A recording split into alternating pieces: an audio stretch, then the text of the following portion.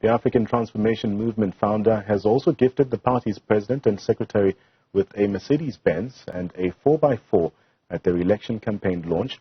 The head of the 12 Apostles Church in Christ, Caesar Nonguka, says he doesn't regret entering politics 5 years ago and is content leading the party from behind the scenes. He addressed the party's launch earlier. Newsroom Africa reporter Govan Whittles is there and joins us now. Govan, what has been said regarding the ATM's approach to these crucial elections coming up in 2024?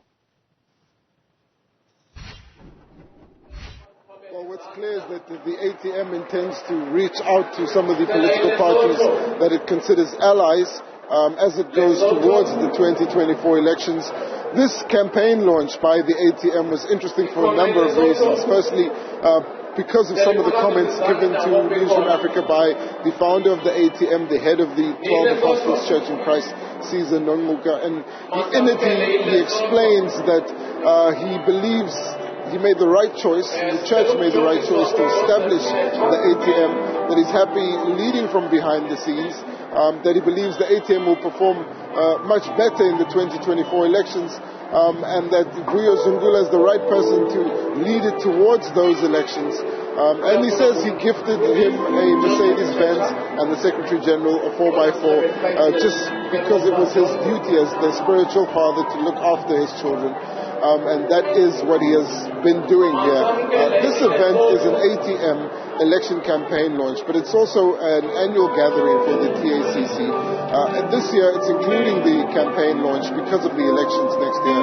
But it underscores how the TACC and the church remains an integral part of the ATM. Let's bring in the national chairperson of the party, Ms. Mandisa Mashiya. Thank you so much for your time, Ms. Mashiya. So there were thousands of people here, not as many as you thought may have been here, but it is your first campaign launch ahead of an election at this scale. How do you think it went?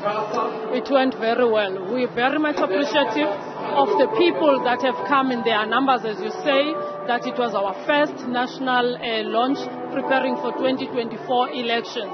The people that are here are actually less than the people that would have loved to come here. But as an organization that prides itself in being self-funded, in being funded by the very individuals that are here in this stadium, these people have come all the way from Joburg, Gauteng, they've come all the way from Mpumalanga, using their own funds, using their own transport, accommodating themselves, not being assisted by the organization. They've sacrificed everything for their own organization because we are in the process of building, and we want to ensure that come 2024, we're doing better than we have done in the last 2 elections. So we are very happy this was a success. We'll get back to the organization and its structures, but the president has called for unity among the political parties in South Africa ahead of the election. How would you summarize the election campaign points of the ATM? Look, the issue of uniting the political parties in preparation for 2024, it's something that our NEC is actually working at. We've already got Utatu Koti with his own political party, that we've got a formalized alliance. They are our alliance. We are currently working and talking to other political parties. Those have not been formalized yet, and the SG of the organization and the president are currently handling those. So it's something that they will be dealing with moving forward. From my side, the most important thing is our structures, is building our structures. Today we were giving marching orders to go to our communities. We are using our strategy that we call 10 by 10 to ensure that by the time we go to the manifesto launch, by the time we go to the policy conference at the end of the year, all the branches that we have prioritized that they will be launched, they will be launched. My concentration as the national chairperson is to ensure that those are functional. During the last 5 years, we were new. We did not structure our organization. We only were supported by people who believed in our values, who believed in our organization. Now we are putting formal building blocks in terms of formal branches. And that is what I'm currently overseeing as a national chairperson. So are these new structures an extension of the TACC Church? No. If we're talking branches, we're not talking TACC. If you talk branches, you're talking people in the communities. That is where the president is saying we must go to.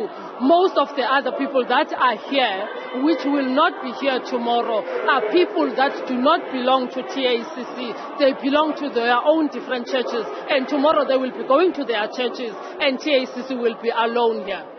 But the head of the ATMs, the spiritual head of the ATM, is the head of the TACC church.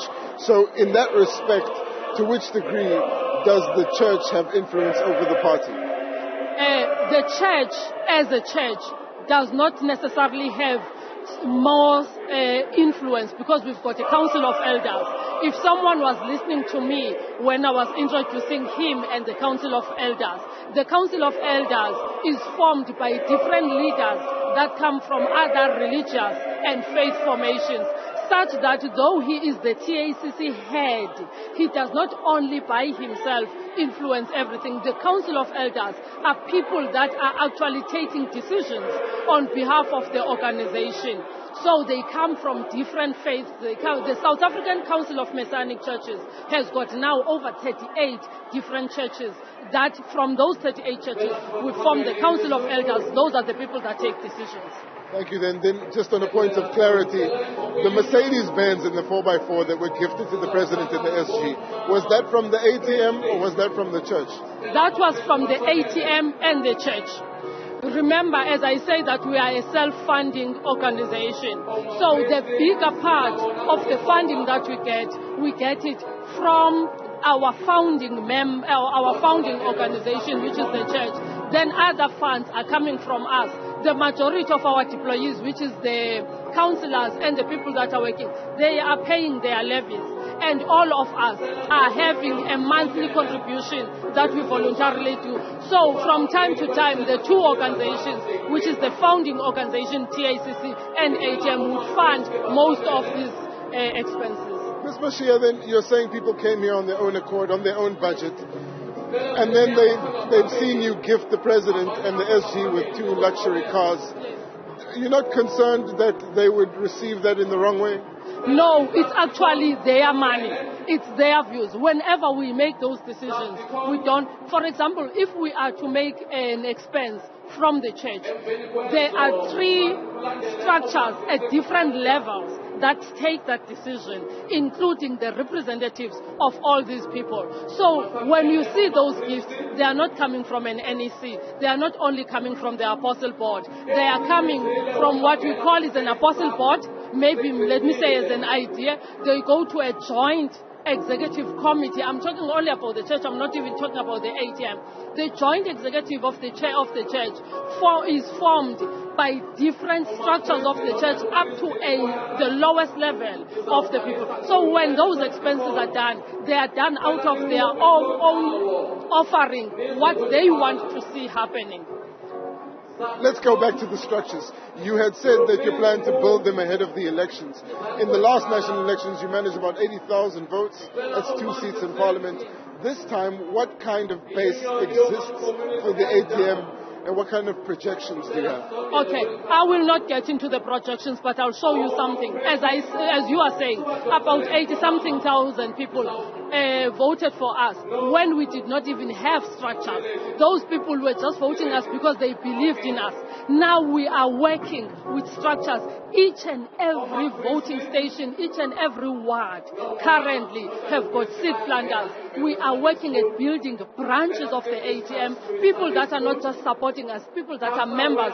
Those will be the foot soldiers that will be multiplying themselves ahead of the elections. Thank you so much, Ms. Mandisa Mashiya. She's the national chairperson of the ATM. Well, they're headed off into communities with those branches to implement some of the points from the election campaign that was formally launched here at the Nelson Mandela Bay Stadium by the president of the ATM, Vuyo Zungula, as well as the NEC, of course, under the watchful eye of the head of the TACC Church, Caesar Musa.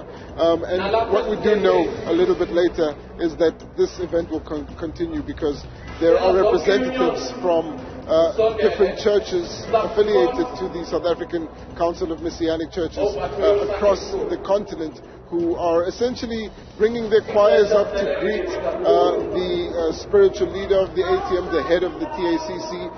And we'll leave you with these visuals of some of the gatherings that are happening here at the South African, or at the Nelson Mandela Bay Stadium. You'll see there that there is essentially a line of choirs who are waiting for their turn to go speak to the TACC leader, who says that he doesn't take serious any assertions that the formation of the party may have been inspired or influenced by former President Jacob Zuma or the former Secretary General of the ANC, Ace Magashule. We'll bring you some of that commentary by the TACC leader a little bit later as we continue our reporting. But for now, stay tuned to Newsroom Africa as we bring you news and insights and all the latest developments of the day. We'll take a short break, but we'll be back after this.